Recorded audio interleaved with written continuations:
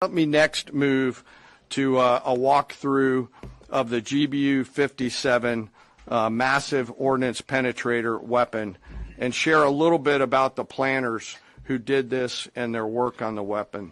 First, let me set the stage for you. There's an organization in the U.S. called the Defense Threat Reduction Agency, DTRA.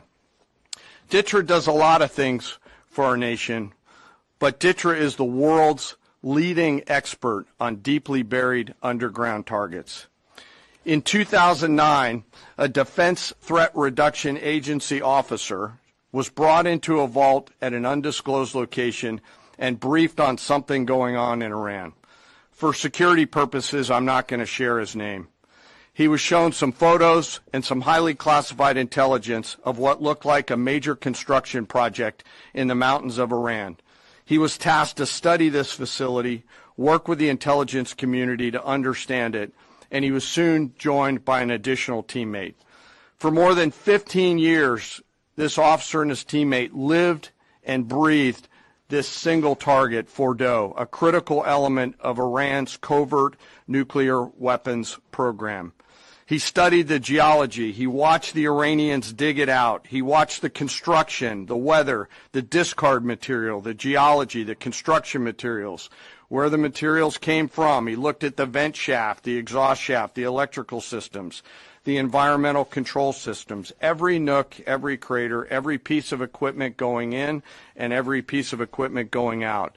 They literally dreamed about this target at night when they slept.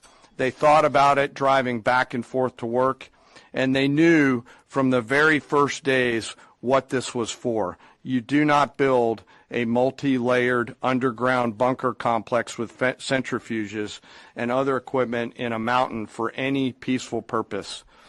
They weren't able to discuss this with their family, their wives, their kids, their friends, but they just kept grinding it out.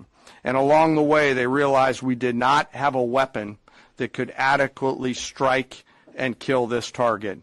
So they began a journey to work with industry and other tacticians to develop the GBU-57.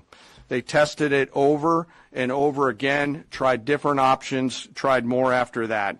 They accomplished hundreds of test shots and dropped many full-scale weapons against extremely realistic targets for a single purpose: kill this target at the time and place of our nation's choosing.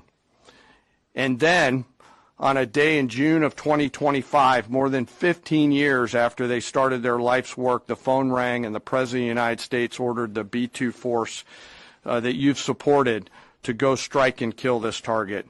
Yesterday, I had the incredible honor and privilege of spending time with these two Defense Threat Reduction Agency officers who've given so much.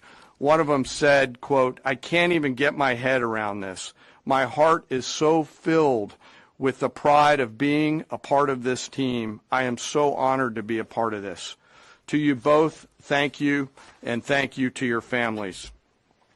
Operation Midnight Hammer was the culmination of those 15 years of incredible work. The air crews, the tanker crews, the weapons crews that built the weapons, the load crews that loaded it.